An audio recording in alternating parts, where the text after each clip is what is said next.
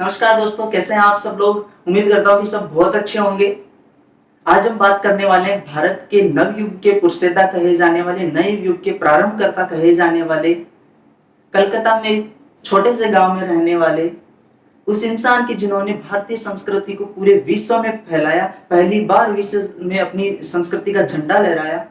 आपको पता चल ही गया होगा मैं किन की बात कर रहा हूँ। वो कोई और नहीं, विश्वनाथ दत्त और भुवनेश्वरी देवी के पुत्र, बचपन का नाम नरेंद्र दत्त और विवेकानंद के नाम से दुनिया में जाने जाते हैं।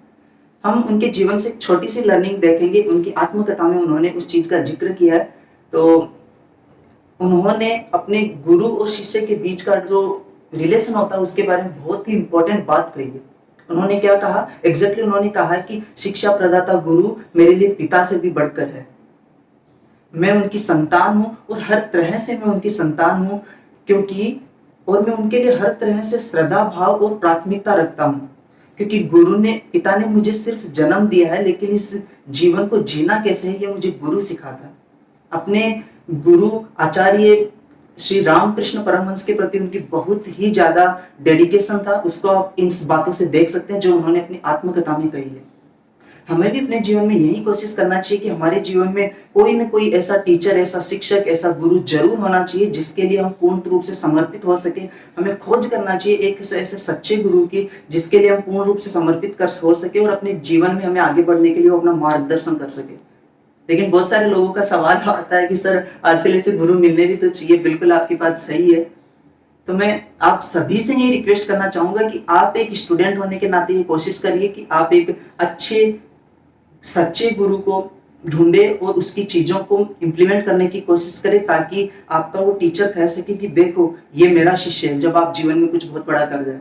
और मैं टीचर से भी स्पेशली कहना चाहूंगा कि आप भी कोशिश करिए कि पैसे के लालच में ना रहे और अपने जो स्टूडेंट्स है, अपने जो शिष्य है, अपने विद्यार्थी है, उनको ऐसी एजुकेशंस दे, ये जो थ्योरेटिकल एजुकेशन से बढ़कर के जो उनके आदर्श जो मूल्य होते हैं वो उनको इस तरह के दे कि जीवन में वो आपको इस चीज के लिए जरूर याद करे कि ये अच्छाई मेरे इस टीचर की वजह से है, मेरे इस शिक्षक की वजह से मैं आज इतने बड़े लेवल पे हूँ। जब गुरु और शिष्य एक दूसरे के लिए इतना बड़ा समर्पण भाव रखेंगे, निश्चित रूप से हम बहुत आगे बढ़ेंगे। क्योंकि मेरा मानना क्या है कि डॉक्टर जिसको हम भगवान कहते हैं उससे भी बड़ा दर्जा एक टीचर का होता है, एक शिक्षक का होता है। शिक्षा ही वो एकमात्र हथियार है जिससे हम दुनिया को बदल सकते हैं। क्योंकि एक बार मैंने देखा था, एक सन्यासी थे, अपने शिष्यों को शिक्षा दे रहे थे। उस टाइम मैंने उनसे एक बात पूछी कि स्वामी जी, आपका यदि शिष्य कुछ गलती करता तो आप क्या करते हैं? उन्होंने लंबी सांस भरी, जो जवाब दिया ना मेरे बहुत चक्के उड़ गए। क्या कहा उन्होंने कि जब भी when I see my any disciple is committing anything wrong thing, then I correct myself। वाह, क्या गजब बात कही कि जब मेरा शिष्य कुछ गलती करता तो खुद को सुधारता। ये होता है असली गुरु का लक्षण। इसलिए आप कोशिश करिए, अपने आदर्शों से सिखाइए स्टूडेंट्स को, और स्टूडेंट्स अपने ऐसे टीचर्स से सीखिए ताकि आपका जीवन बहुत आगे बढ़ सके। क्योंकि ये गाइडेंस बहुत इंपॉर्टेंट चीज होती है। हम कैसे आदर्श, हमारी नींव, हमारी बीज कैसा है, उस तरह का ही हम आगे चल करके करने वाले हैं। विवेकानंद के जीवन से जुड़ी एक छोटी सी कहानी आपको कैसी लगी जो उन्होंने अपनी आत्मकथा में बताई?